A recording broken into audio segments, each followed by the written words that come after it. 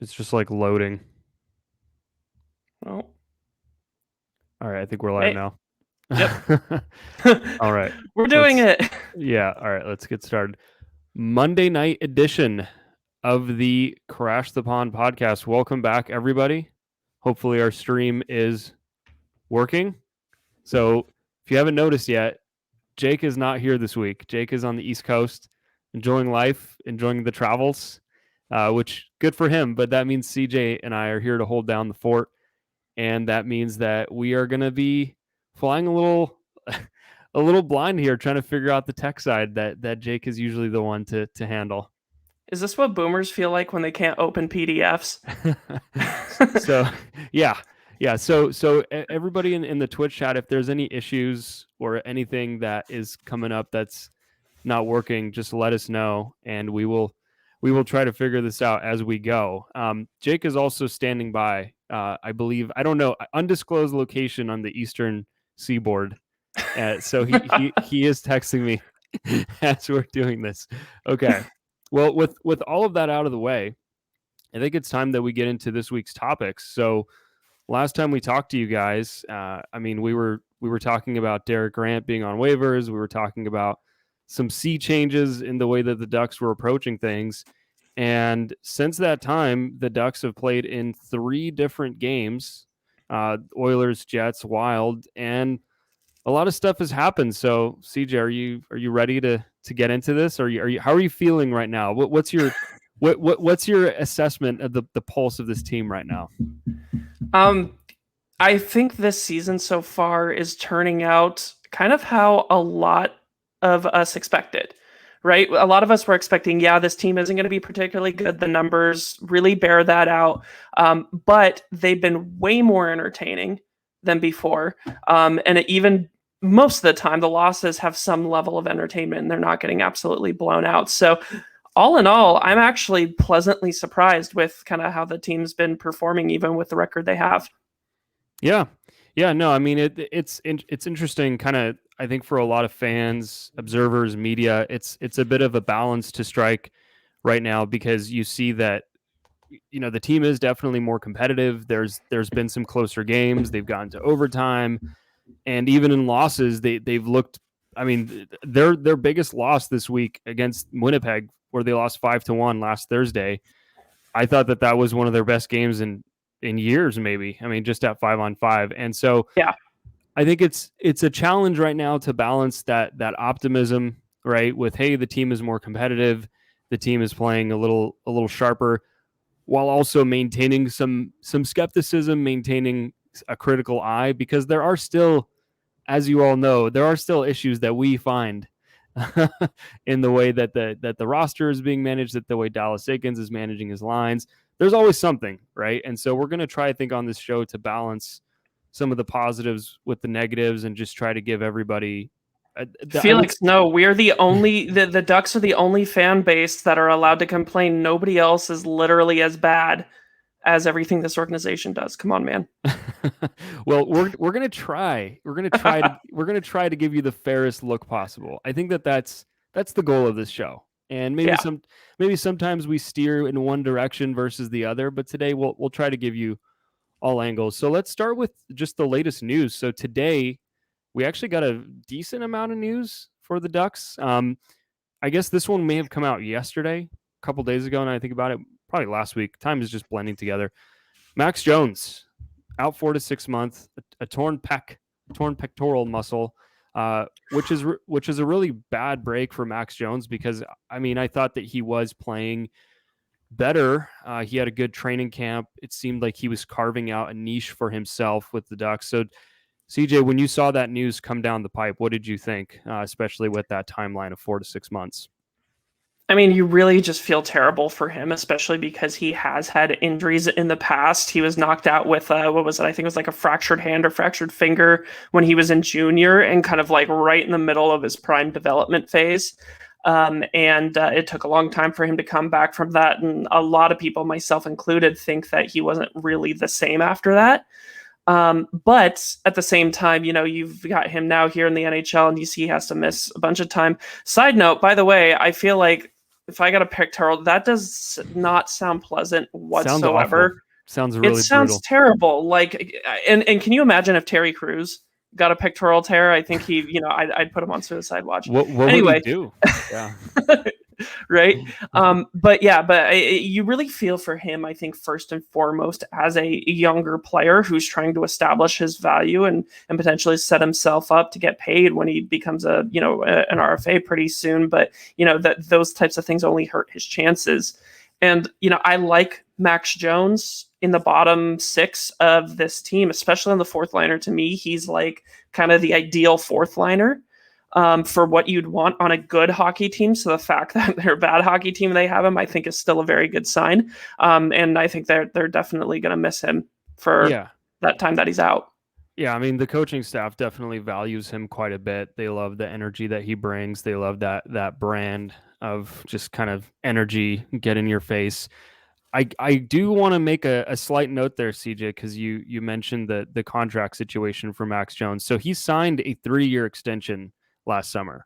So oh my God, I don't know why I forgot that. No, it's okay, because a lot of the youngsters signed 1-year deals. So yeah, that's right. Understandable if it blends together. He did sign a 3-year deal, and so I guess this is the benefit of signing something with more certainty, is that you don't, an injury happens and it's not a catastrophe where you're on a 1-year prove it deal. Like if this happened to Sam Steele, for example, he's on a 1-year deal. He's going to be an RFA next summer. Like that's a pretty big bummer for him. But for Max Jones, he's gotten paid already. So it sucks. But at the same time, he'll be okay for the time being, at least financially. And so I guess the flip side of that is that in terms of the depth chart for the Ducks, with Jones being out, another winger down, we did get news that Mason McTavish, although he is on IR, he is not, his situation is not nearly the same as Jones. And we have an indication that he may be close to returning. So after the news of Jones being placed on IR and McTavish being placed on IR, we had news that Sam Carrick and Sonny Milano were brought up from San Diego.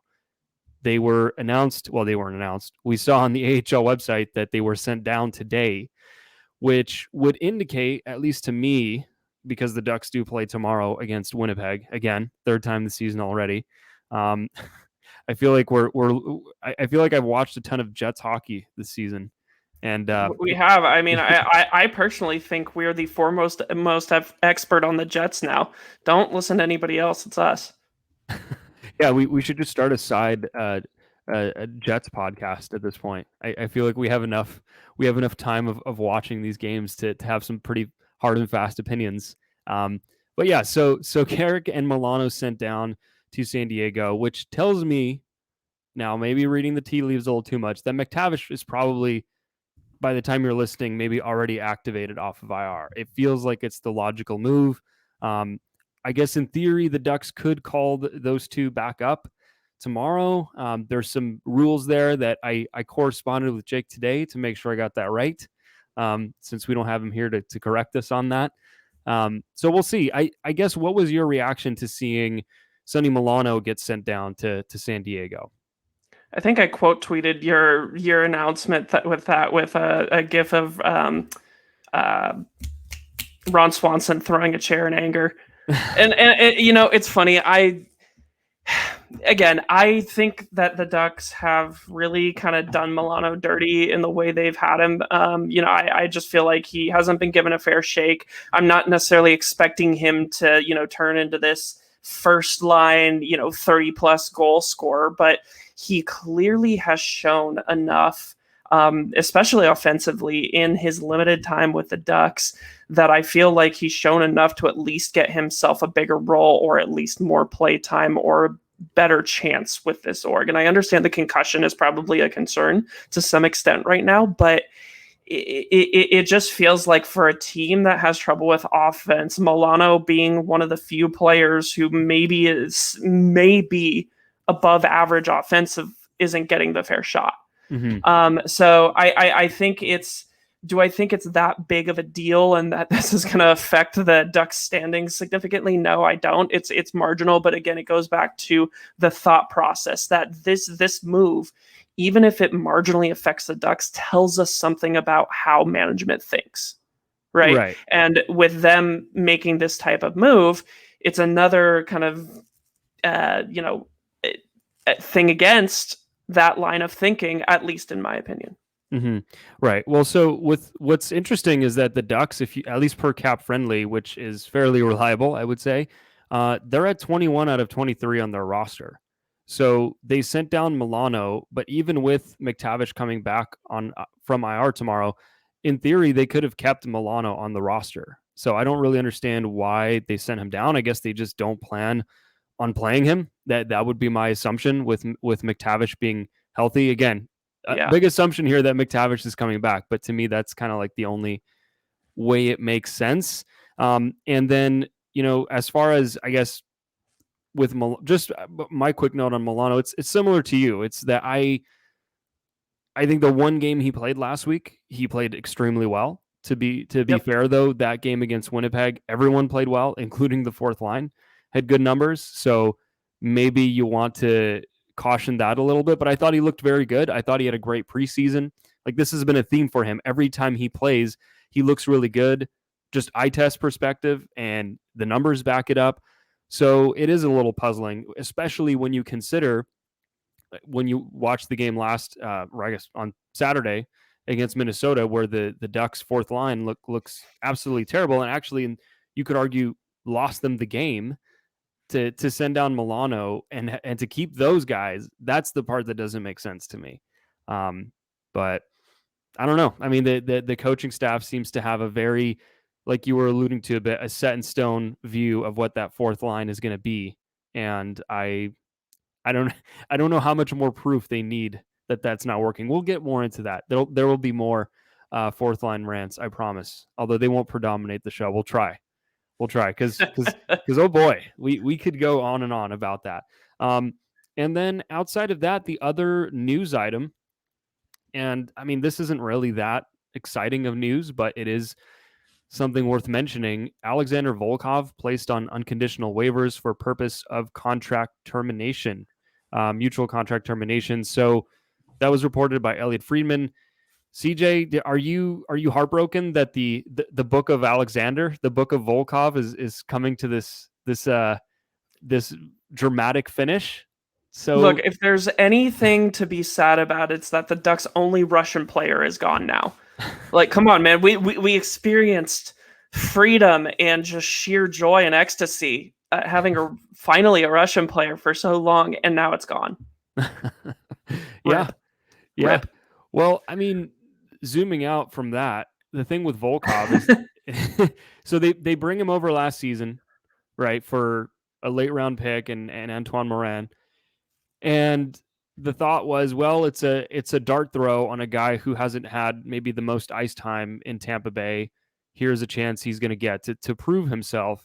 And yes, he did have a couple of good games last season. He put up some counting stats, some goals, some assists, but his 5-on-5 play left a lot to be desired. I mean, if you looked at his numbers last season, he was not like a positive impact guy, and he also wasn't in Tampa Bay. And I remember last season, actually, Jake saying, hey, the numbers weren't good in Tampa, and me rebutting with, well, it's a small sample there as well because he barely played.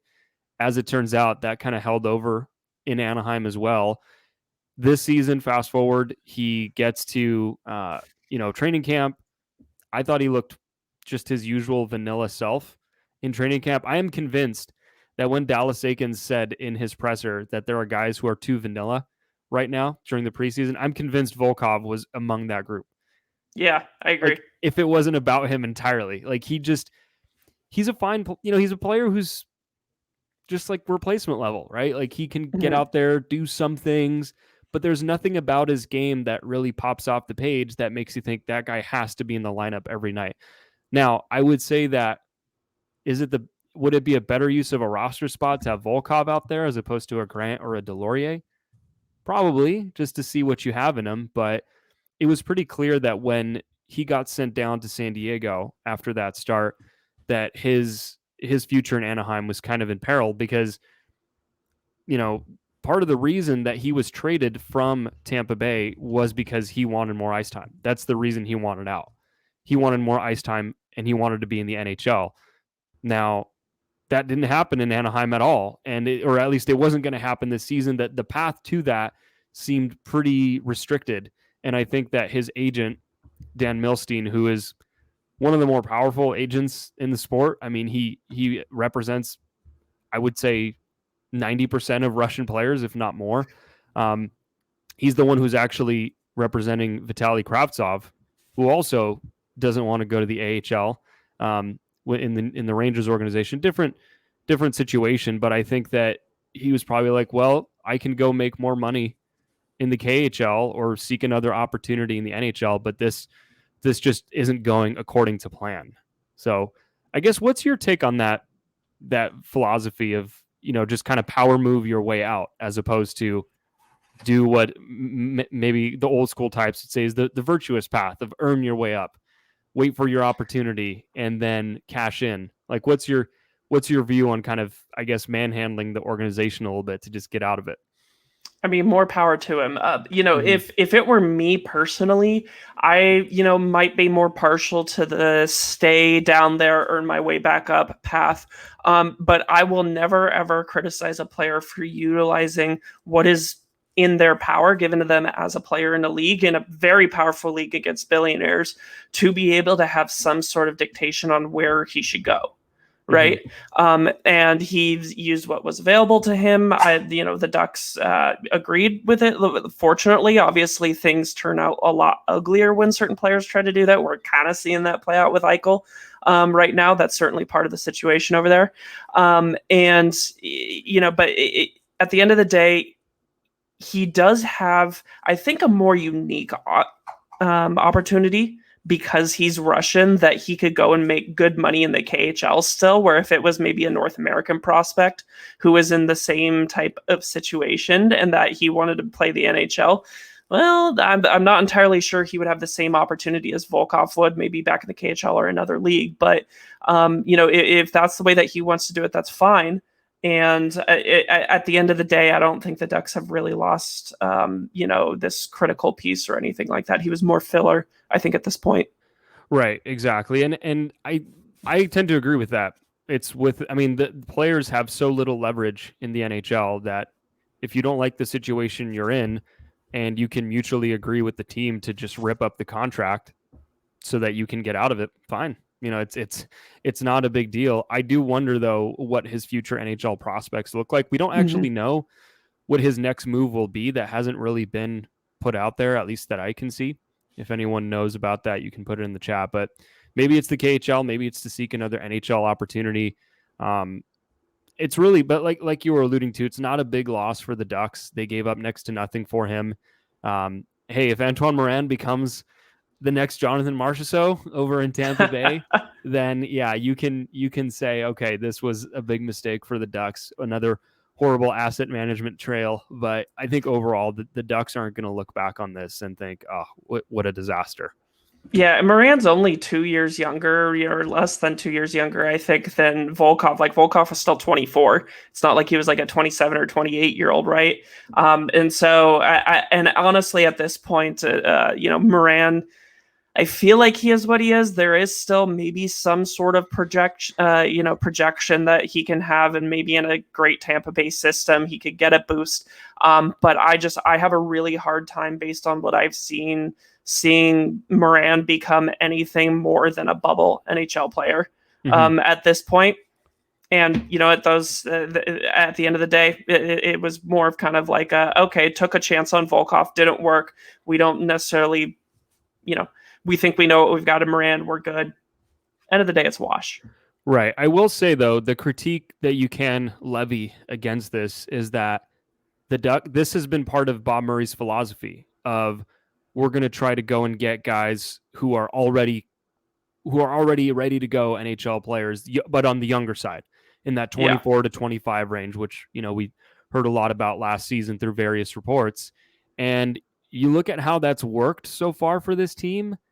The track record isn't so great. If you look at, for example, the Volkov situation, again, I'm not saying that this is some disaster, right? They threw a dart and it didn't land. That's fine. The cost was next to nothing unless you're a Moran stan, which, hey, at that point, like, I can't do anything for you there. But that is part of the issue is that, and then you look at the Danton Heinen situation, right? You flip Nick Ritchie for Heinen, that doesn't work out. So you're taking these guys who kind of already are what they are. So sure, you get more certainty that you have this prospect, that you don't have just like a pure lottery ticket and a draft pick, but you get these guys who already are what they are. There's probably a reason that the teams are willing to move on from them. Like, I don't think the Lightning were broken up about losing Alexander Volkov. The price would reflect that. And then with Danton Heinen, I think the Ducks should have gotten more out of that in terms of just his on ice play. I think that they should have just played him more. But the fact remains that you're getting these guys who are kind of mediocre, right? And I think that it's a bit of a low upside strategy. Am I just totally off here? No, not at all. It's you're going over kind of the certainty rather than the risk, and I think that's something that we've been a big critique for in a lot of years, and really just asset value, because I feel like not enough people understand. I'm not saying Bob Murray doesn't understand this, but this may be, I'm not entirely sure kind of where he is at this, but there's a lot of people, I think, who don't understand that value kind of begets value.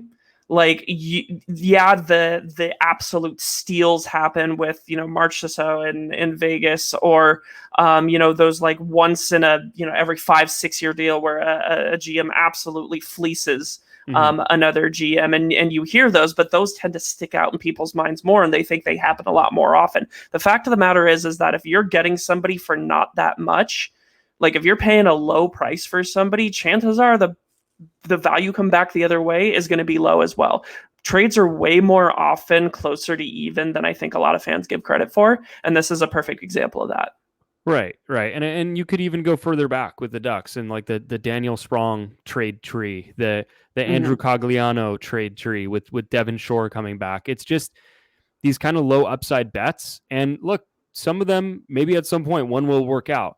I think if they had just played Daniel Sprong more, that it would have actually been fine. But again, there was something in the water there as well. So I think maybe this will serve as a cautionary tale for Bob Murray. I think the lesson that they may just take away from it is, hey, forget the Russian thing. Like that was cool for a minute, but forget it. Although they did draft a Russian a couple years ago. But I would say that maybe it's time to start thinking bigger swings. Like instead of just trying to eke out value on the margins, which, hey, is important. Let's flip a guy a bigger piece for draft picks, or use younger pieces to go and get a really established player, someone who's going to really make your team better.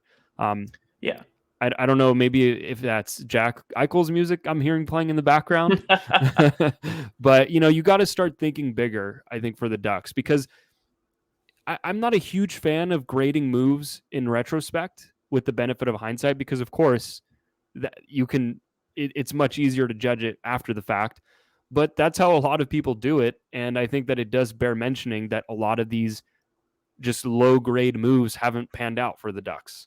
Maybe I'm missing a trade here. Like maybe I'm missing something that has worked out for them, and I'm going to get backlash on this, but scrolling through the roster, like there just hasn't been, right, these little moves that have just become steals in the long run. And a lot of them have just totally flamed out. A lot of these guys, none of the guys I just mentioned are on the team anymore, which I think should say a little something, right?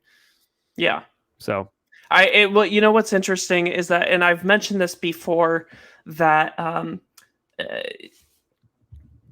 I completely forgot where I was going with that. My bad. You're forgetting what you've mentioned before. That's fine. Oh yeah, no. I remember now. There was an article, and maybe this has changed now. Hopefully it's changed, but like a few years ago, where I believe it was Elliot Friedman. It may have been. It was a big hockey reporter who is very trustworthy usually for this type of stuff. That they said that Bob Murray was one of the few teams, or was one of the few GMs in the NHL that tried to win trades too, like that tried to beat you. Apparently, the newer way of kind of negotiating with other GMs is the fact that most of them go into it with like, okay, we both need something. Let's get both what we benefit. If I beat the guy, fine, but it's not going to be my primary concern. And there was somebody came out and said Bob Murray was one of the few who still tried to win trades. And I think that has certainly panned out. And I could believe that based on some of his moves that he's gone for. Hopefully the existence of Solomon and maybe a better understanding of analytics has flipped his mind a little bit. And there have been a couple of decisions like waiving Grant, even, keeping him on the roster, but still waiving Grant, sending Powderin down, show at least a little glimmer of a new way of thinking. Right, exactly. Like it's not all doom and gloom. And again, these trades are not, none of them are deal breakers. None of them are totally hampering the franchise. It's just, you're just wasting time a little bit at a certain point. Like if it just never works. But again, we have the benefit of hindsight. I think some of these trades were fine trades. Like at the time when Heinen arrived for Ritchie, although you and I are both really high on Nick Ritchie, despite the penalty troubles, I thought, I could see it. I could understand it. Heinen is a different player. Maybe Ritchie's worn out his welcome a little bit. Same thing with going out and getting Daniel Sprong, right? It's a total lottery ball, but like I understood the moves at the time, and I understood the Volkov trade as well. So none of these were bad individually. It's just more of like this trend now that's developed that hasn't really panned out for the team. Okay, let's move on from that.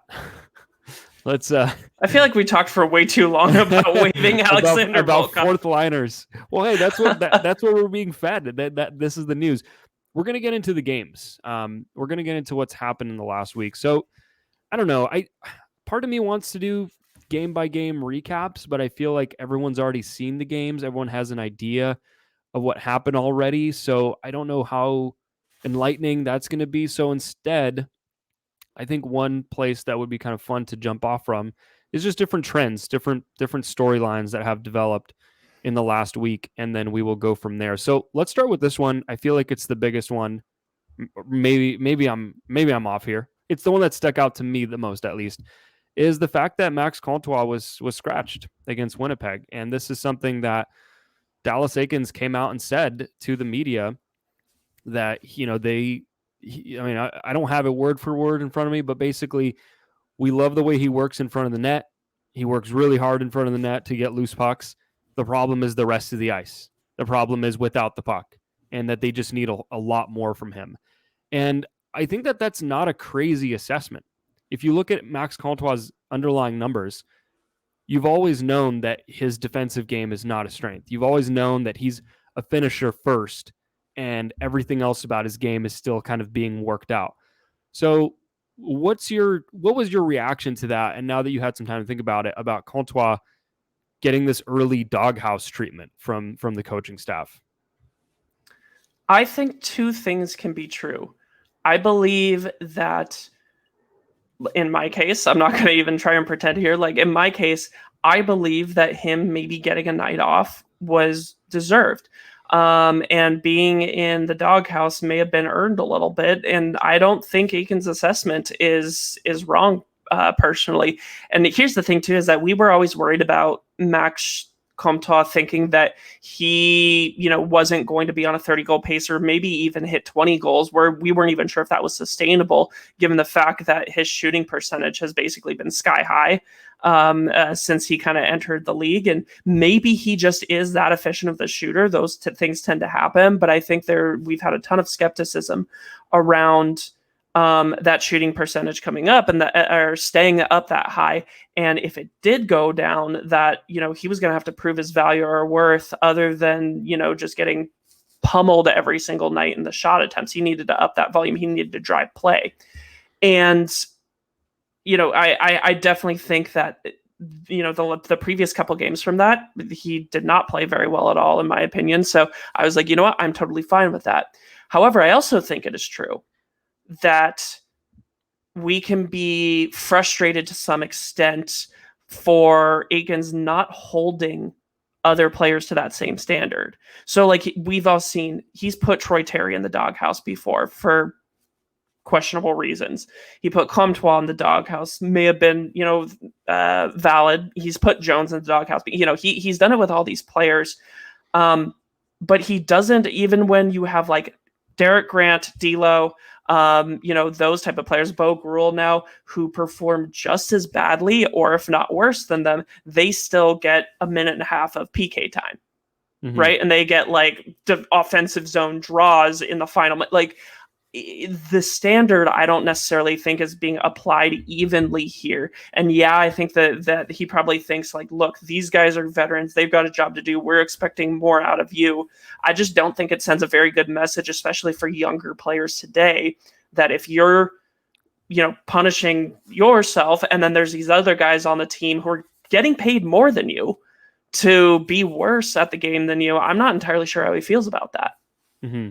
Right. No, I agree with that. I think that it, like, both of those can be true, right? That you can be in agreement with Aiken's assessment, and I tend to be. I think it's fully backed by just about everything: eye test, analytics, gut feel. Like I don't know what else there is, but minus. Yeah.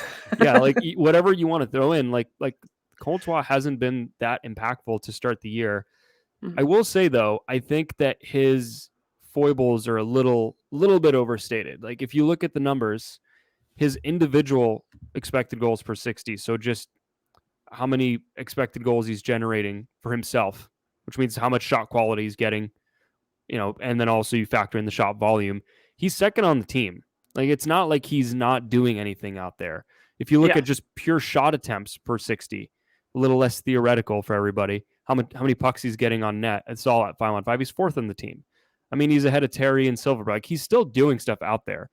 I think that what the coaching staff wants to see, and this is the dichotomy, is that if you look at his on-ice numbers, so what's actually going on outside of his individual play, he's been on one of the Ducks, I mean, arguably the Ducks' best 5-on-5 line with Terry and Getzlaf, and yet he's the only one of those three whose shot attempt and expected goal numbers are below break even, which kind of signals to me that he's not really the one pulling the weight on that line with Getzlaf and Terry. And this is something we've known about him, that he's not a strong two-way player. But I think it's time that he needs to add a little bit of that. And you saw it against Minnesota. I thought that he was laying the body a little bit more. You could tell he was trying to do the coach things, right? So like finishing his checks, even when it was just completely like the play had already moved on. He was trying to show more energy. And I think that's all he really needs to do to please the coaching staff. And I think it's at a certain point, his puck luck will start to revert and he'll start to put a few away. And this will all be put behind us. I just think that, I guess my constructive criticism to him, me of exactly 0 NHL games played career, is he just needs to continue to shoot as much as possible. Like he's fourth on the team in shot attempts per 60 individually. I would want to see that go up even more, because if you've watched him this season, particularly on the power play, he's passing up opportunities. He's trying to be a playmaker almost, and I don't think that's a bad thing to incorporate into his game, but he's just not there as a playmaker yet. He needs to just get back to the bread and butter, shoot the puck a ton, crash the net. Like that's the kind of player he is, and I know that that's a little bit of a cliche. It's a little bit of generic advice. It's not true for everybody though. Like I wouldn't say that about Trevor Zegras or Troy Terry or like Ryan Getzlaf, more like playmaker types. But for Max Comtois, I think he just actually needs to get to what he does best, which is shooting the puck and using his physicality to wreak havoc in front of the net. So there's your totally agree. And I just want to I want to say as well that I like Max Comtois overall as a player, and to me he is one of the few guys who you don't have to tell shoot twice to, right? This team has such an issue shooting the puck sometimes, that having a guy who's willing to do that, that's a guy you should be developing, you should be mentoring, you should be putting into a position to succeed. And I think that Comtois very well could be a consistent 15 to 20, maybe even 25 goal guy a year in the NHL. I think he shoots enough to make that happen if he gets put into a position to succeed. He just needs to, and I agree that, he just needs to put in the energy. He just needs to show the coaching staff that it looks like he's got the effort. So that being said, I still like him a lot, and I think he's got a place on this team. And it is good feedback, but again, at the same time, fourth line issues, right? You Right. could be bad at the standard not being the same there. Right, exactly. Okay, let's flip the script here a little bit to something that's going well for the Ducks. So I'll give you two players, and I know that people have heard about this a lot on our show, but it's just becoming more and more true by the day, by the hour, by the minute, whatever you want to call it. Troy Terry this season. I mean, he is playing the best hockey that I've ever seen him play as a Duck, and he's played very well in the past. But now, I mean, just before we get into any numbers, he's got 6 points in 5 games. He's got 4 assists. He just looks like a force out there at times. So I guess, how hyped are you on number 19 Troy Terry? I'm Proving all the haters wrong. He's looking like, legitimately, he is looking like a top line right winger right now. Like, that is how he is playing, not just on the Ducks, on a bad team. I think on a lot of teams in this league, the way he's playing at right now would be fitting of a number one right winger. I have a little bit of skepticism that he's going to continue this level of play. I've always been a big fan of his. I'm with Jake on the Terry is very good train. Yeah. But scoring at like a point per game pace, or even a slightly above, he's not going to score on 25% of his shots. Yeah, exactly. Yeah. So part of it is the shooting percentage bender. But again, that still doesn't, like, him being on a shooting percentage game. Exactly. He's putting himself into the positions to succeed, and not only that, but his playmaking is as good as ever. Right? It's not like he's just shooting and scoring a bunch. Like, he's made, like, the overtime pass to Jamie Drysdale that won them the game in Edmonton. Right? Mm-hmm. That was that's perfect. You see stuff like that and you're like, hell yeah. But I just do want to caution people at the same time from putting too much stock into this, because again, we're at 5 games in the season. Realistically for a lot of people, there's no hard and set rule for this, but my kind of general rule of thumb is that at the 20 game mark of the season, that's when I kind of start to come to some very light conclusions. I won't like come to like final conclusions or anything like that, but by the time you get to 20 games, you have enough of a sample to be like, okay, this guy's got something good going on. He's legitimately doing something. Or you can say, not entirely sure. Right. I mean, the on ice numbers are great. I mean, expected goals for percentage, 56.13%. Shot attempts a little lower than that, 51.6. But this is on a team with a lot of guys struggling in that column. Like he is just generating offense when he's out there, and the other team is not generating a ton either. And so it's just this perfect combo. And I see in our chat an interesting point, which I've seen this said on Twitter as well. This is from Shadow House Gaming 13, saying, I still think Comtois is better with Zegras. And I've seen other people say that, and it's like, sure, would Comtois possibly have more opportunities offensively with Zegras?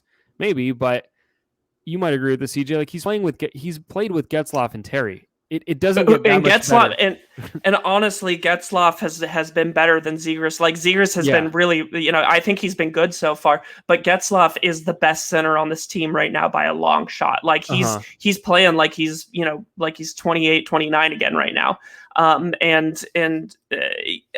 just feel like he's getting plenty of chances here. And if he was with Z, that could make a difference. It's not exactly an apples to apples comparison, but he's getting his opportunities. It's not like he's not being put into a position to succeed. Right, exactly. And I mean, the thing with Zegras is that, sure, he does generate more offense than that line, like by a decent margin, but defensively not quite the same. And I think that with Comtois, you need guys next to him who are going to insulate him a bit defensively. And Zegras just doesn't appear to be there quite yet. But yeah, so with Troy Terry, I mean, look, there was a lot of skepticism around him the last couple of years, and this podcast, show me who else has been beating the drum of Terry is very good for this long. I'll give Jake credit; he was the founding father of this movement. But since that the time, fan club, yeah, and I think that the more that he picks up these counting stats with goals and assists, people are gonna really come to that side. Look, he's on a very team-friendly deal. Troy Terry is, and the Ducks are just getting a ton of value for it. I just hope that with Dallas Eakins, he just continues to grow his role on the team. I think that Terry should be a first unit penalty killer at this point, for example. I mean, the Ducks are still rolling out Derek Grant on the penalty kill, and I think you look at the way Terry suppresses the other team's offense at 5-on-5. Why couldn't he do that on the penalty kill? You saw it in the overtime goal against Edmonton, where he makes that great defensive play and then just, puts on a move to get out of the zone. Like I would be curious to see that, and then just keep rolling him out in the power play as they have been doing. So there's your roughly 10 minutes of Troy Terry is very good. I There think you that go. One thing I just want to add on this that I will say too is that we're still sort of a little ways away, I think, from having to figure out who may take over the captaincy once Getzlaf is gone. To be completely honest, I think Terry could be in that conversation of, maybe not next captain, maybe future captain, depending on what it is. Just, because number one, his play, but like, all the interviews and quotes that I've seen from him, he's one of those few hockey players who often will give very well-spoken, thoughtful, intelligent answers, not your typical, yeah, we just needed to get in there, we just need to play hard and back each other. He actually gives certain breakdowns, and he'll identify when things went wrong or what went right and kind of why plays worked. And I think you can see that on the ice for certain with, he's got a great hockey IQ, but you see it as interviews too, and he's clearly very bright. He's had leadership positions in the past, with University of Denver. He was an assistant captain, and he's one of those guys who I, at least from my vantage point, have seen a decent amount of leadership skill in. And if he keeps performing like this, he may be working himself into that conversation. Yeah, I love this comment from Ginger Wolf in the chat saying that, glad Troy has found his elusive confidence. That's something that you hear a lot from fans, from the broadcast, from the team. I mean, the team itself, that it's all in his head, that he just needs to be confident. I mean, Dallas Eakins has said things to the effect of confident. I mean, I think he's actually said word for word, confidence is a choice. Which, we'll not sure I agree with that, but we'll leave that one alone. But the point is, that seems to be the rap with Terry, is that it's a mind game for him, and I don't really buy that. Like, he's had a positive effect on play for a couple of years now, and maybe he hasn't put up points, and maybe that's where the lack of confidence narrative comes from. But I think, sure, he looks confident right now, no doubt, but I don't think that's not what's making the difference. He's getting more ice time. He's getting a bigger role, and he was just bound to flourish in those conditions. So anyway, we're just hitting all the notes here, going on the Terry's very good. Let's move around a little bit here. So looking at the rest of the lineup, one thing that I thought was interesting against Minnesota, going off of the more recent games here, was in the fourth period. Oops, Freudian slip. The third period in that game, we saw that Derek Grant and Bo Groulx got benched. And that's because that fourth line got scored on. A horrendous goal against that I thought was the backbreaker, to be honest with you, in that game. John Merrill getting his first goal of the season, getting his first goal in, I think, a crazy amount of games. There was an offside review that did not go the Ducks' way. And you look at that play, some people have blamed Josh Mahura for not clearing it out correctly. Derek Grant had his whack at it. It was just like mistake after mistake.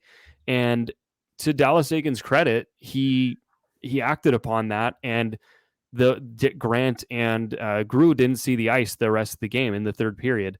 Now, I thought it was a little funky to have Delorier just toggling between the second and third line and taking ice time away from more talented players. Hey, that's expansion draft protected Nick Delorier to you. Yeah, gotta pump that trade value. I suppose. Remember, somebody's gonna pay a first for him any day now. Yeah, any day now. Oh God. But so what did you make of that move, and also what do you make of? I mean, look, maybe with Jake not here to just roast me, what do you make of Bo Groulx so far? I mean, I feel like no one has really been talking about him that much since the season started. All the talk was before the season about you got to watch out for this Yeah. kid. He's going to be great. I haven't heard a whole lot about him though in the 6 games, and I'm starting to wonder why.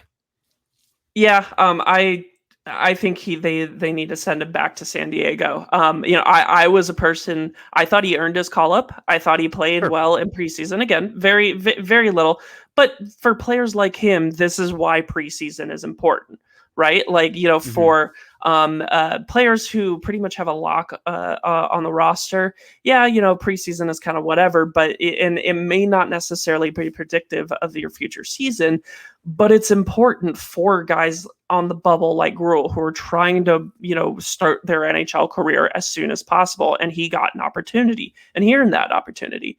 That doesn't change the fact that, like, his 6 games down here have been terrible. Like, Mm-hmm. Right. he just hasn't been good really in any sense.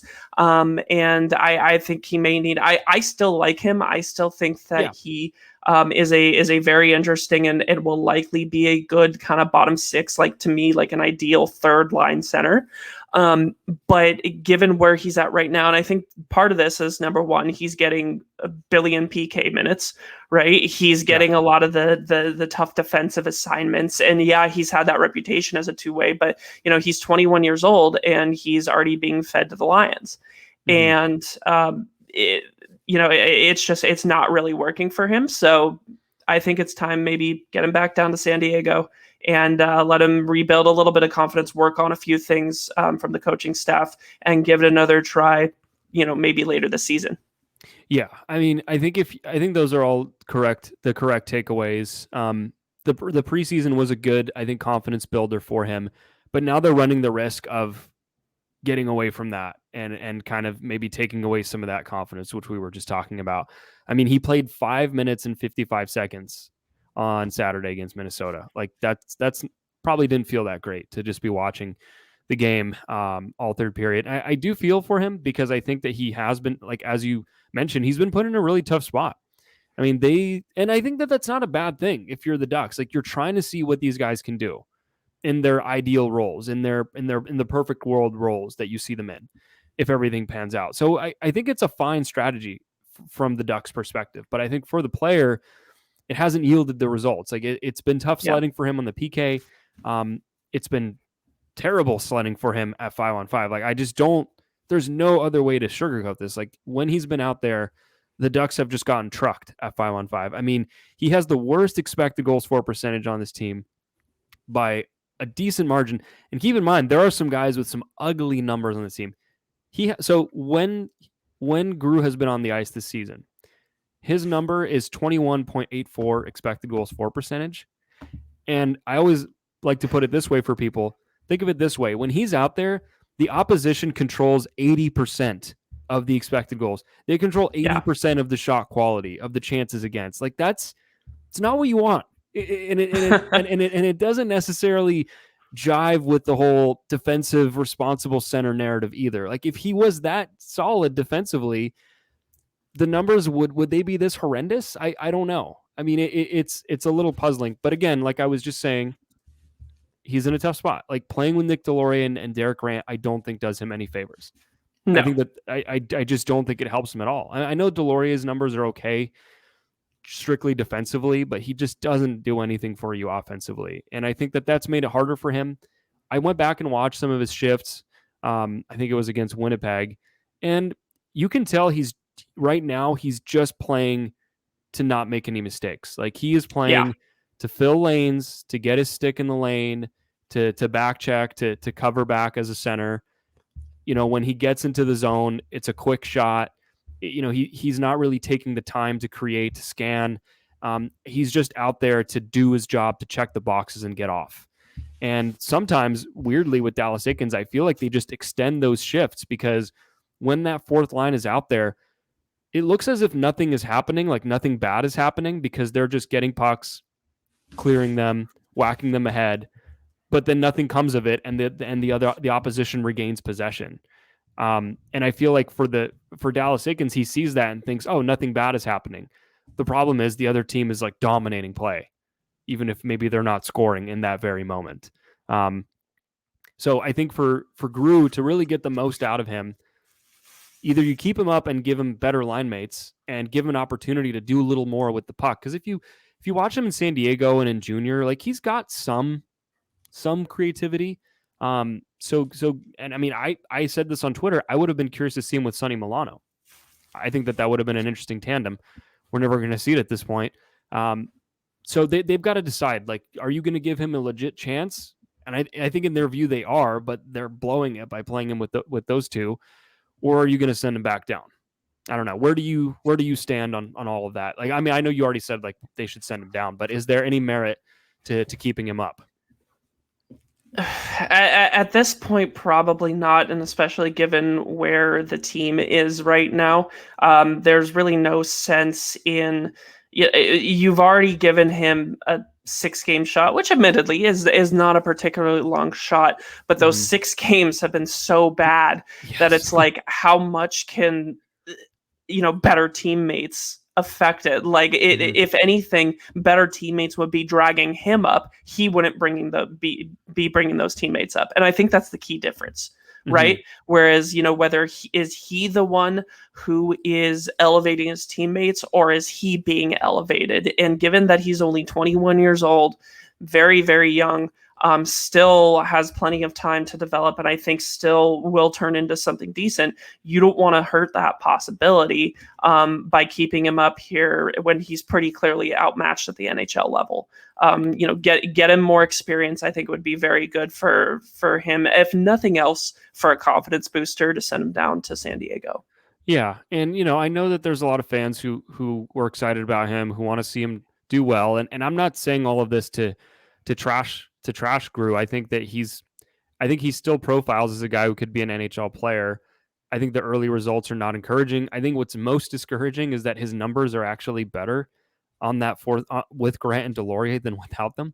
I mean, it is a bit of a small sample within a small sample, but there's still a future there. I just think that they have to be careful now to not grind him into this player that is just devoid of any creativity, of any thought of offense, right? Like, I think he's really just playing to not make mistakes right now. And you got to learn that at some point. Like Trevor Zegras is learning that right now. But I think he's just got to, they've got to switch things up there. Anyway, there's the big Groulx talk. I feel like it was needed after he got benched. We are hitting all of your fourth line bubble player talk. Like welcome to Crash the Pond, Hoba fourth liners and bubble players. Yeah, I mean, hey, it's what we've got to talk about. Outside of that, the stars get enough attention. Yeah, let's get some love to the underdogs. Give the little guys some shine.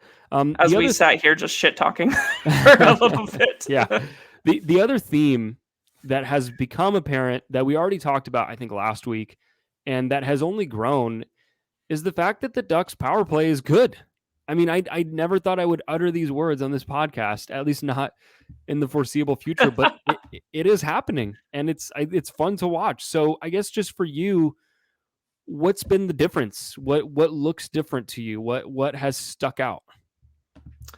Realistically, the what has stuck out to me is the system, and for me, there's 2 parts to that, right? There's the actual way they set up and move the puck. So the reason why the Ducks power play hasn't been successful for a number of years is twofold. Number one, not really having any, great shooting talent outside of maybe 1 or 2 guys certainly doesn't help that. Having shooting talent on a power play can make a massive difference.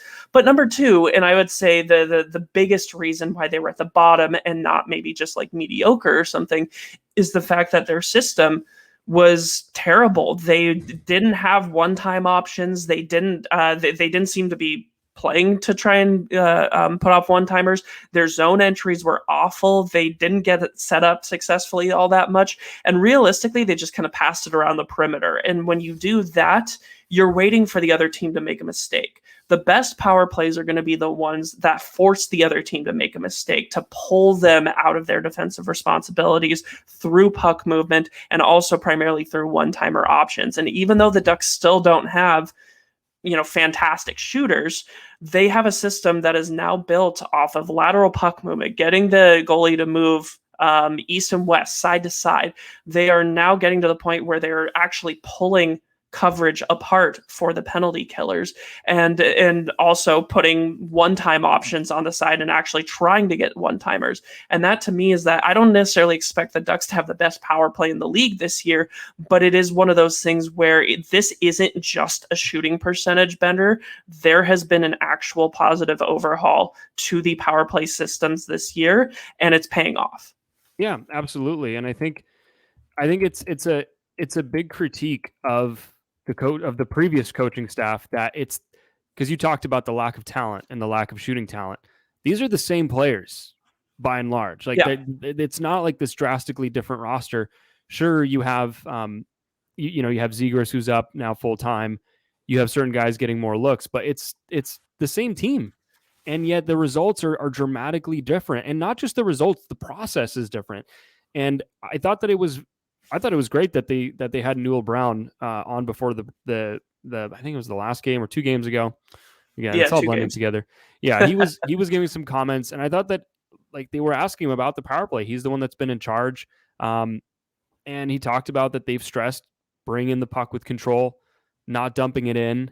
Right, these are things that we've talked about on the show in previous years, both at 5-on-5 and on the power play. They've talked about shooting quite a bit, about being kind of a shoot first power play, which has paid off for them. And it just feels like the Ducks approach to the power play has finally joined the 21st century. That they finally arrived, and it took a pretty big shake behind the bench for that to happen, but it's here. And you look at that first unit particularly, and we saw this against Winnipeg, which was a great game, by the way, for the Ducks, despite the 5-1 scoreline.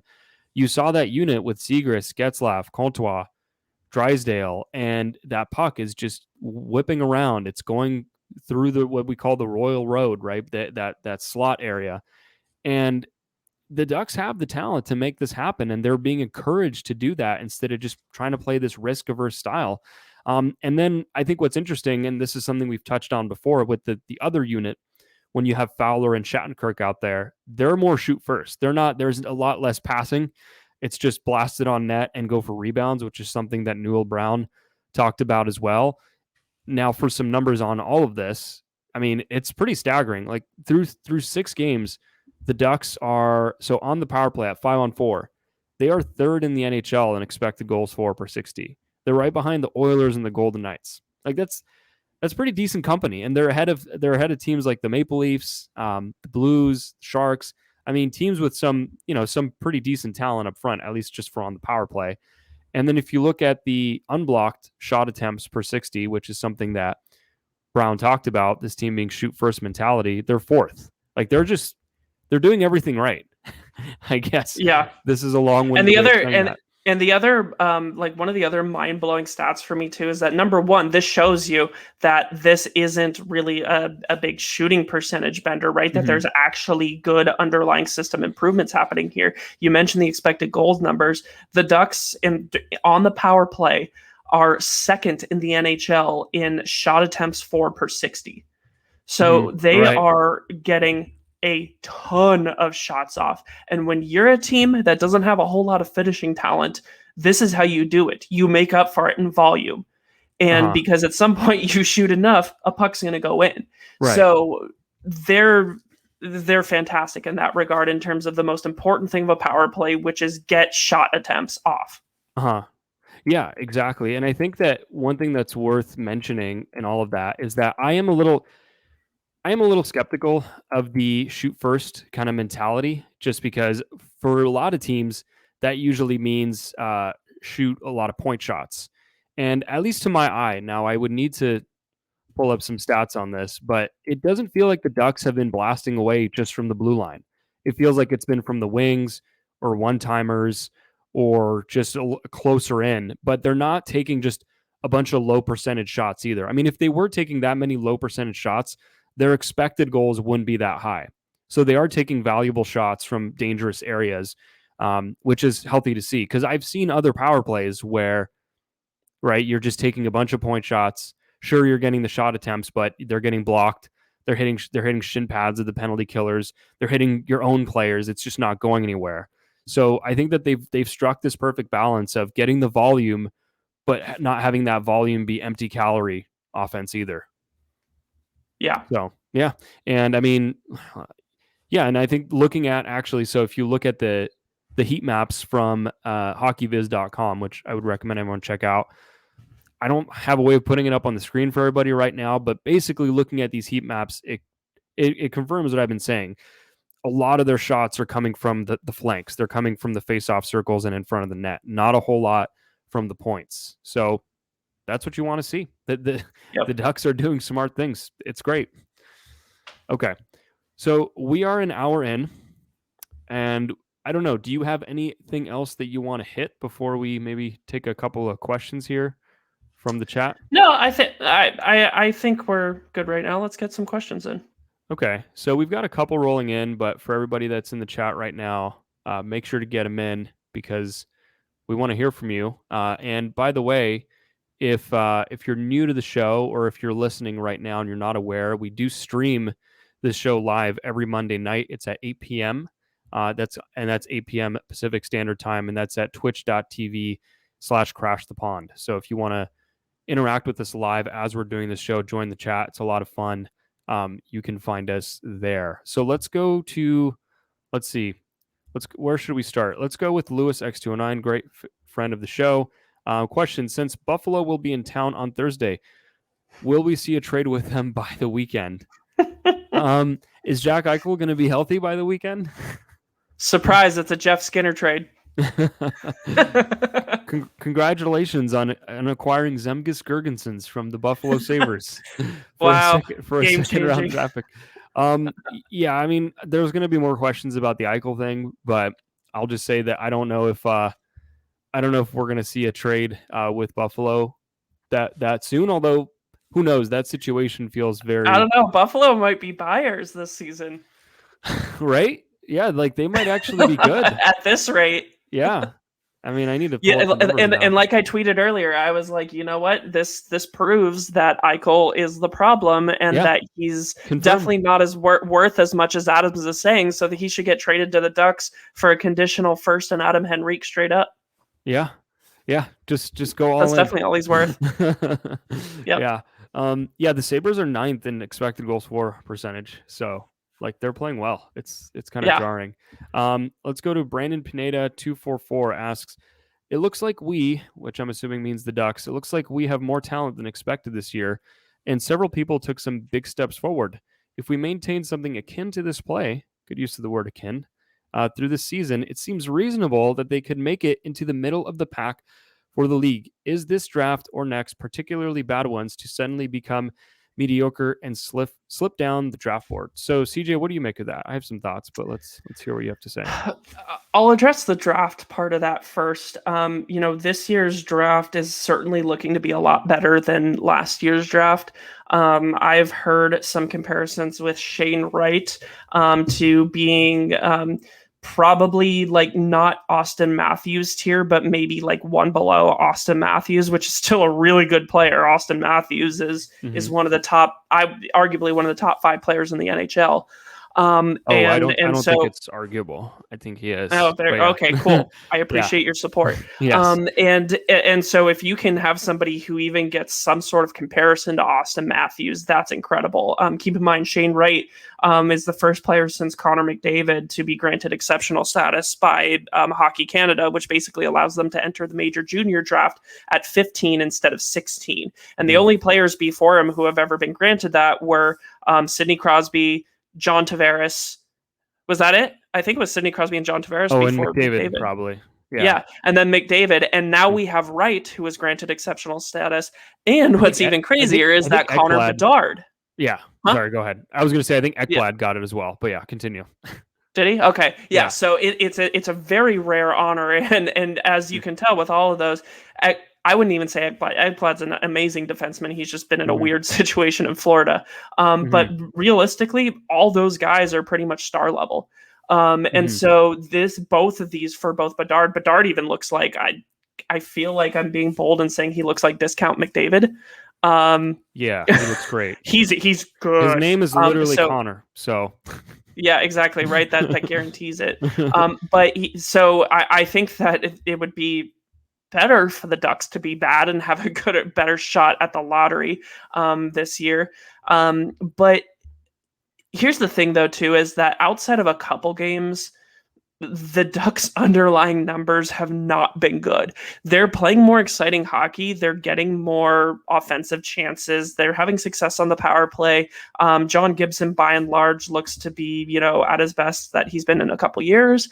But realistically, this is not a team that, at least from an underlying numbers perspective, shows that they could even be a middle of the pack team. This is still a bad team.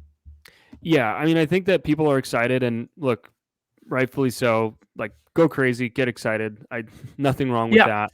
But yeah, like if you look under the hood, they're still getting badly outplayed at 5-on-5. The difference this year, like you were saying, is that they have actual things going for them. Whereas before you had nothing, like not even a power play. Gibson wasn't even playing that well at times. So that's the difference. That's keeping them in these games, but they're outside of they're not in the playoffs right now, 6 games in. Yeah.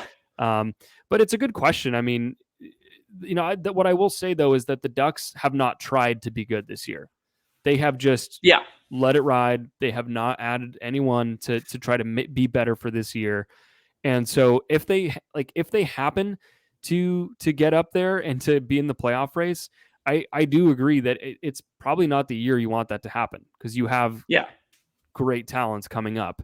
But it is one of those things where at the same time, if that happens, it's not a terrible thing either, because that probably means that some things are working within your young core, that some guys are getting better. At least that's the hope. So I don't think there's necessarily a bad outcome here. If the Ducks are that competitive, if they're actually in a playoff race late into the season, a lot of things will have had to change from today, just with the way that they play. So it probably means that things are going well. And just with the sheer amount of young players in this roster, that means some of them are going to have to take steps forward, which is not a bad thing. And if they continue on this trend with their 5-on-5 play, which we've talked about, then they're going to still be in the running for the top draft picks this year and probably next. Yeah, and I think that this is also kind of a perfect example of what the Ducks organization, I think, like, this is an ideal situation for them. The Ducks organization did tell us, and they confirmed to Crash the Pond directly, that like they know they're probably not going to be competitive, but they don't want to get bowled over. They know that they're not going to make the playoffs, but they want to remain at least somewhat competitive, because they believe that losing can become a habit, much like winning can. I think there's some truth to that statement. And so this just really wouldn't be good for the development of younger players. It would be disheartening for the fans if they kept on playing like they have the last couple of seasons, even with them and the underlying numbers not bearing out that they're a particularly good team. They're fun. They're making games close. They're giving themselves chances when they weren't necessarily giving themselves chances before. And there's been some successes and step forwards. I think that's an ideal situation internally for the Ducks. And I think that so far, they really don't have much complaints for how the early season has turned out. Yeah, exactly. Like, it's kind of a perfect scenario. Like, you're not winning every game, far from it.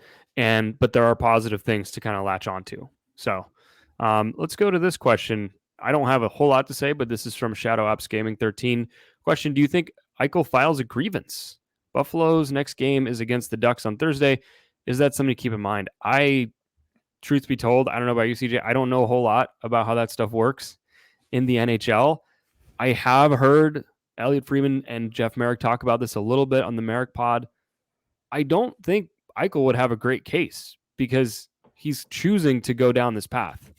It's not as if there's no treatment options for him at all. And that's where I'm at as well. And but that's what they're trying to fight right now. Like, one of the things that they're reporting is that Eichel is seeking like a ton of second opinions. To try and build up. To try and build up a case. But another, like, for me, I don't necessarily think that, I'm not even sure if it gets to a grievance. I know that right now I feel like, unless I'm completely misreading the situation, that the grievance is a little bit more of a threat tactic publicly than anything else, Uh-huh. to to do that, and that it's a little more bark than bite right now. Hmm.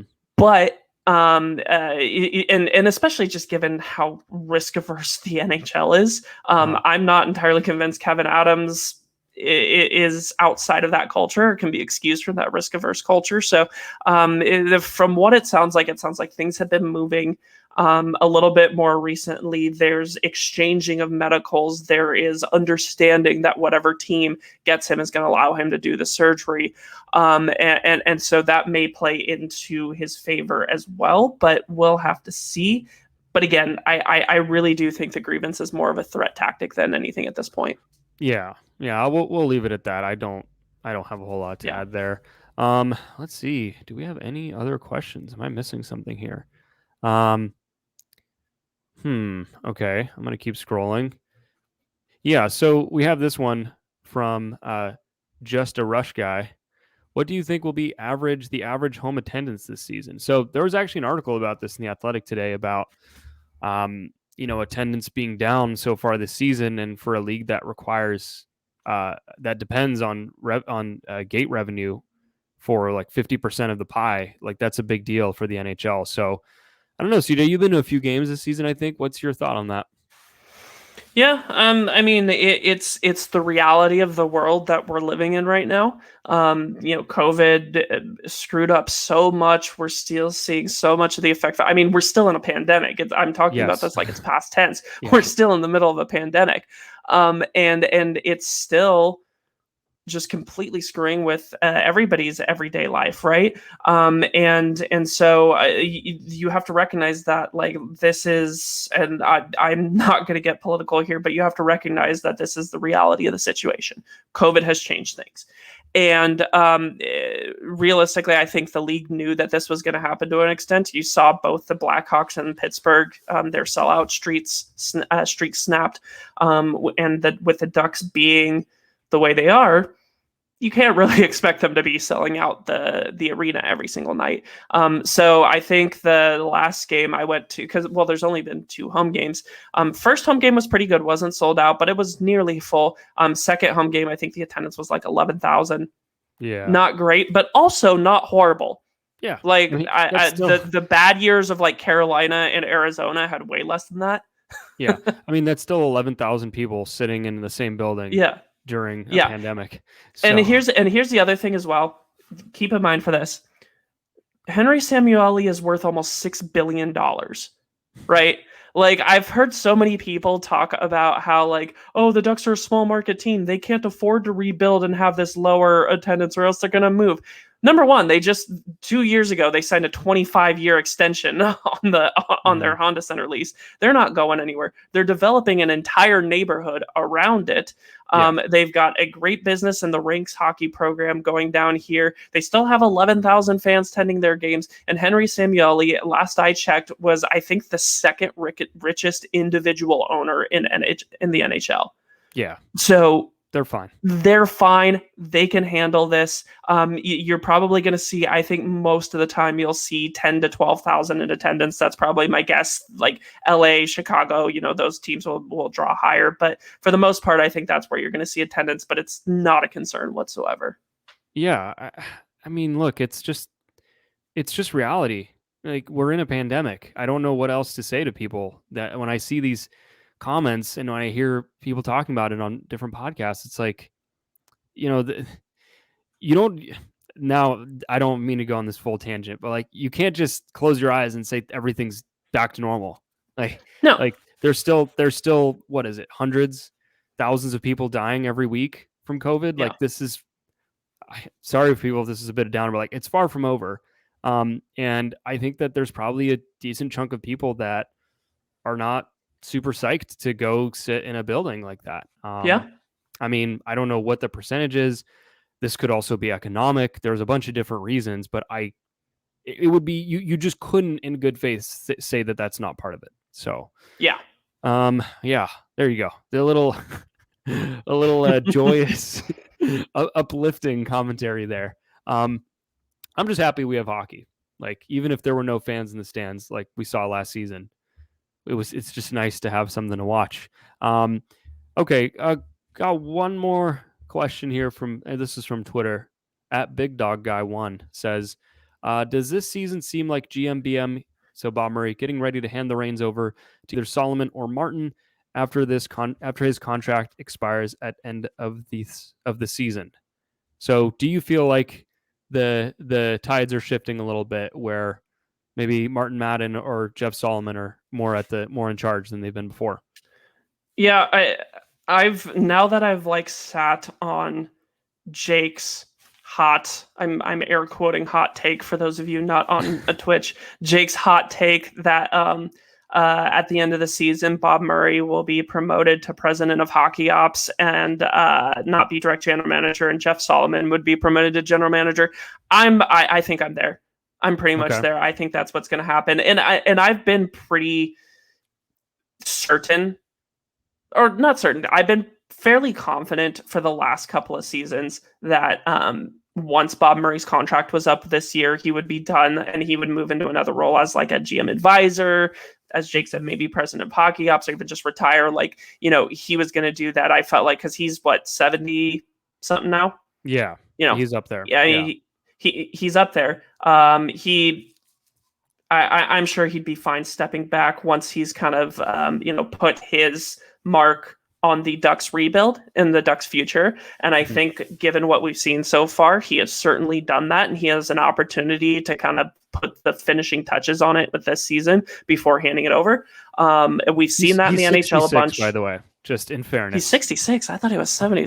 Bob, if you're listening to this, I am so sorry. Our apologies for aging you a few years there. My apologies. Regardless, I do feel like that's kind of been his path for a little while now. And Jeff Solomon, it's rumored, one of the reasons why he came over here and left the Kings was, or at least one of the rumors for a while, is that he's been on the short list for new GM candidates coming up.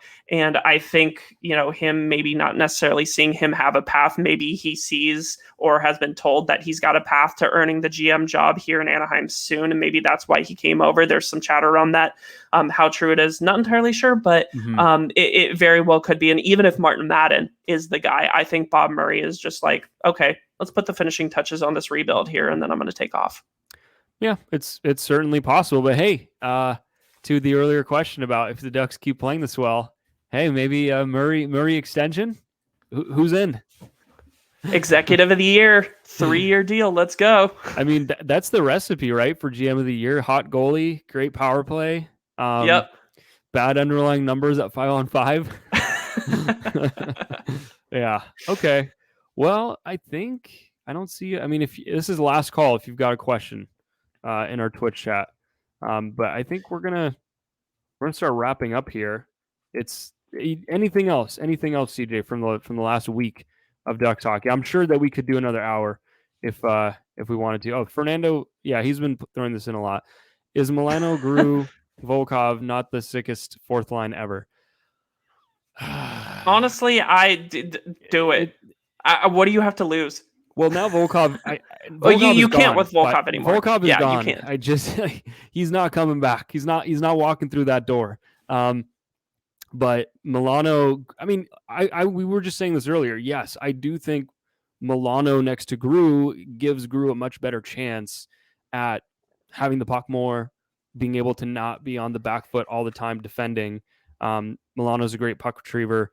So yeah, that is something that I would want to see. With Volkov there, I just don't think he adds a whole lot. I would have preferred, though, to your point, Fernando, to have seen this as opposed to the other thing that we've gotten. Yeah, it's like that Micah Blake McCurdy tweet for Ineffective Math, where he's like, the day that NHL teams start playing young players who might be bad instead of old players who are definitely bad will be a wonderful day. Yeah, and it's kind of like, Volkov is still only 24, so it's like, and you have 28, 29-year-old Derek Grant now, D'Lo's like 28, 29. Yeah, I think Deloria is like 31, maybe. Is he 31? Yeah. Oh yeah, he's over 30. Yeah. Yeah, he's an old man at 31. Yeah. hockey age. He's 30. He's a young 30. Terrible.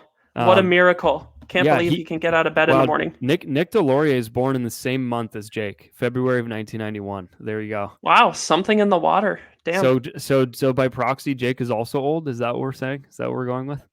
Oh no. Oh yeah, we can. Oh, he went to Yeah. sleep. He's on the East Coast. Yeah, we can he's dunk asleep. on him all Yeah. we want. We can just trash him. Quick, Jake's asleep. Everybody dunk on him. Yeah, everyone talk smack on wrestling or Yes. or soccer or take your pick. Yes, okay. put in the chat. Hey Jake, don't you know that wrestling's fake? I'm No, sure his that whole- won't get him hi- super mad. He doesn't care about that. His whole thing is suspend disbelief. He just repeats that over and over when you bring that up. This is an interesting question though from Shadow Ops Gaming 13 though. Do you think the Ducks will go back to the original logo if the house is cleaned? I don't know if it has anything to do with like the management group on the hockey side, but Yeah, no, it doesn't. There was the quote and the good article by the way from Eric Stevens doing the Q&A with Trevor Zegras. I thought it was a fun read. And Zegras, I love I love when he does this when like he gets asked a question and you can hear like you can read it in the responses when he's like, "Oh, am I allowed to answer this?" And he's like, Alex Gilchrist is for sure just standing like right beside him, and he's just making sure. Yes. Alex Gilchrist, the PR director for the Ducks, by the way, just making sure he can answer. But Eric Stevens asked Zegras, "Do you prefer the current logo or the Mighty Ducks logo?" And over the summer, I know Comtois came out and said he preferred it in an interview. I think Jones may have said it as well. Jones has said it too, yeah. Yeah, so Zegras coming out, rank and file. I prefer the Mighty Ducks logo. Your take on that? Gen Z saving us again. You've been a stickler though for the WebD. Like I don't actually know of a bigger proponent of the Ducks' current motif than you. You saying I'm a big proponent of the WebD is it's like a relative saying it's a relative scale. It's a relative thing because I'm like whatever on the Duck. I don't hate it. Yeah, here's my thing, and I agree with Jake on this. Jake says that it'd be a great shoulder patch, and I completely agreed. Like because we have that right now on the current third jerseys. My personal vote, I've kind of come around on liking the Mighty Ducks logo more because I've been, for those of you who followed me for a while, I was always like whatever on the Mighty Ducks logo. And it's probably because I actually didn't become a hockey fan until 2010, long after the Mighty Ducks were really around. I was obviously aware of them, but didn't really pay attention. So I'm, as far as hockey fans go, I don't necessarily have that nostalgic attachment to it, but I will say that I have softened up a lot more, and that the main thing that I like about it, I think, is the fact that it's so unique, right? I think we're now at a point where the whole we want to grow up era of what actually spurned the rebranding in the first place is gone, and now you've basically got millennials who look at the logo fondly, who were wrapped in to hockey by that logo, and are basically now the dominant consumer purchasers, right? And so you're going to have, I think that they should definitely go back to that, mostly because their current uniform is just so boring. I'm personally a fan of making the third sweaters the permanent ones, get a white version of it for away, and then bust out the eggplant and teal for your alternate. That's my vote. Yeah. Yeah, those are all great points. I mean, there's a lot to go off of there. I would say that for the, when will it happen? Will it happen? I think there does. By the way. Huh? Oh yeah, there you go. Rocking the reverse. I didn't let my memes be dreams. I'm wearing the Mighty Ducks thing for y'all to see there, so you can tell I've softened up on it. I will say this is the smoking gun to me. Why did St. Archer Brewery not use the WebD for their new Anaheim Ducks IPA? Why did they use the Mighty Duck logo? Do they know something we don't? Did they calculate which one will sell more, the WebD or the Mighty Duck in a grocery store or a liquor store? I mean, business. This isn't a perfect like metric here, but I feel like it's somewhat valid. I still need to try that, by the way. I've been everyone I know at this point has tried that beer except for me. What, the St. Archer one? the St. Archer Anaheim Ducks IPA. I need Yeah, to. I'm not a big IPA fan, but Yeah. I think Brewery X has a couple of beers coming out that aren't IPAs, Hmm. which I would be much more interested in. So I Yeah. think I need to try one of those. Lewis in the chat saying it's really good. That has been what I've heard from just about everyone, is that it's really good. Cool. Love to But hear it. we're an IPA friendly podcast, despite CJ. So Oh no! If you want to drink IPAs, you drink IPAs. oh, I just like my beer to not taste like just hops. don't give me that libertarian that libertarian response. Have a take, have an opinion. By the way, shout out to all the libertarians listening to this. But I'm just Wow, messing with Felix. CJ here. Oh, too political? Too political? Uh-oh. Yeah. No, I'm here Anyway. for it. I'm here for it. But yeah, I'm not a fan of this team. Like I'm a Canadiens fan at heart, so I don't have as much of an emotional attachment to where this goes. But I will say that I do love the Mighty Ducks look. Always have. Growing up as a kid, as a hockey fan, love that look. I have the nostalgia. I am the demographic that you're describing there, CJ. And to your point, it's incredibly unique. It's a great look. And it sticks out. And I think that in this day and age, like that's what seems to drive interest. They just look sick. I don't know what else to say. I think my dream scenario, and I really want to shout out who put this out last year on Twitter, but I'm losing their name. I apologize. Someone put out a graphic on Twitter, and this is the dream scenario. It's a black version of the current alternate. So instead of the bright orange, just black as your home, a white version of that is your way. You have the orange as your alternate, and then you have throwback nights where it's just full eggplant and jade. That would be the ideal to me. Agree or disagree? I'd be down with that. Yeah, I just just go my full, biggest critique with the on. Ducks New Jerseys probably is that just they have so much damn piping. Like, dude, calm down on the piping. Yeah. You get rid of the piping, that instantly improves the look by the uniform by like 50%. Mm-hmm. Yeah.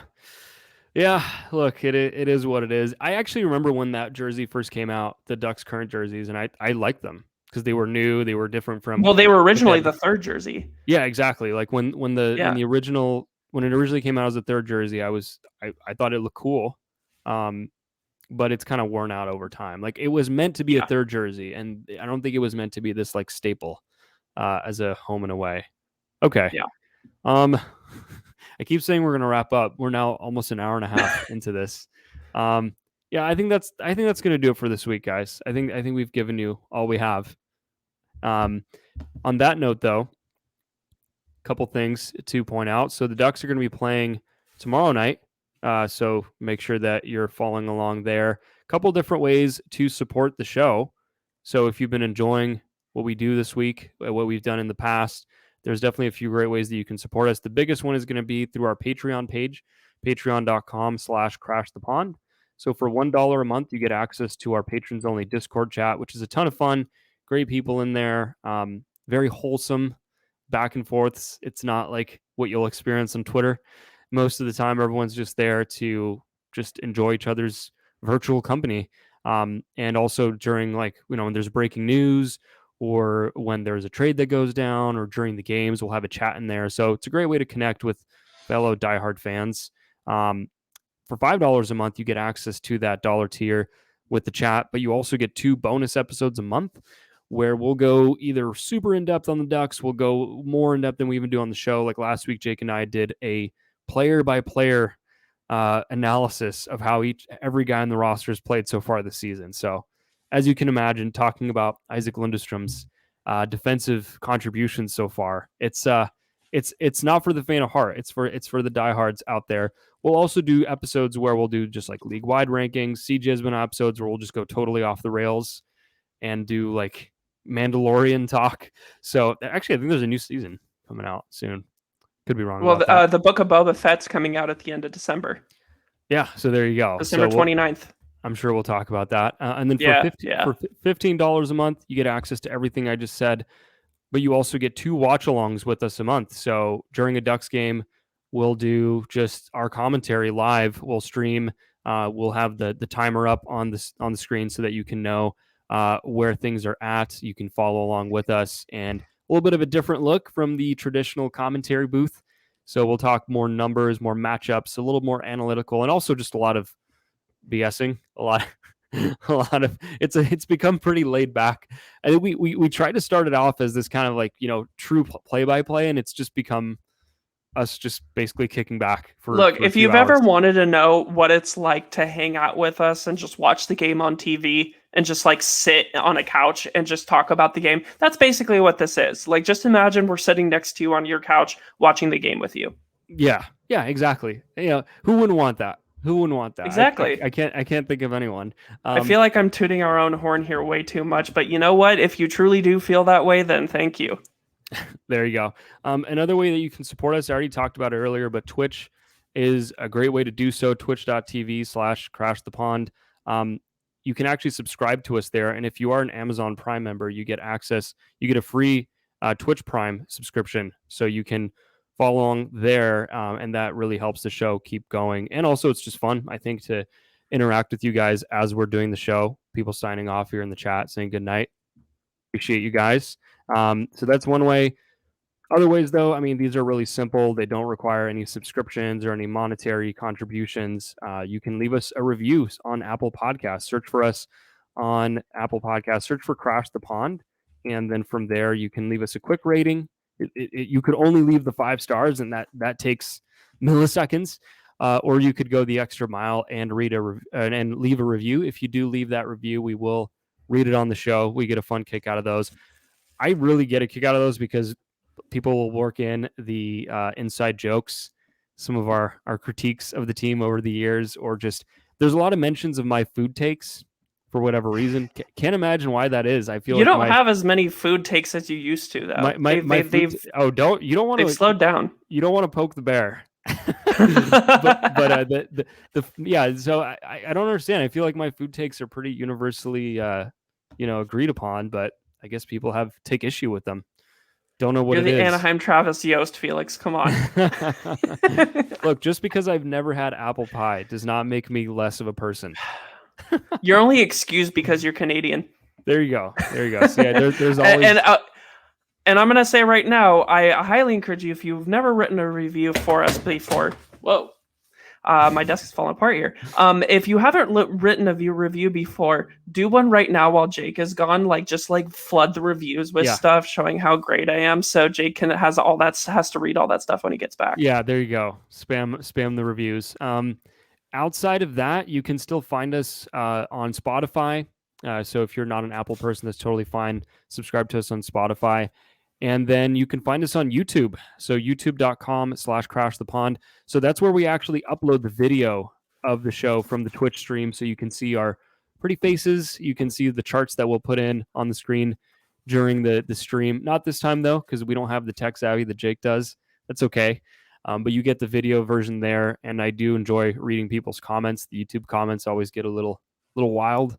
So make sure that you also turn on the notifications once you subscribe to us there. Is it subscribe? Yeah. Like, comment, subscribe. Yeah, that's the refrain.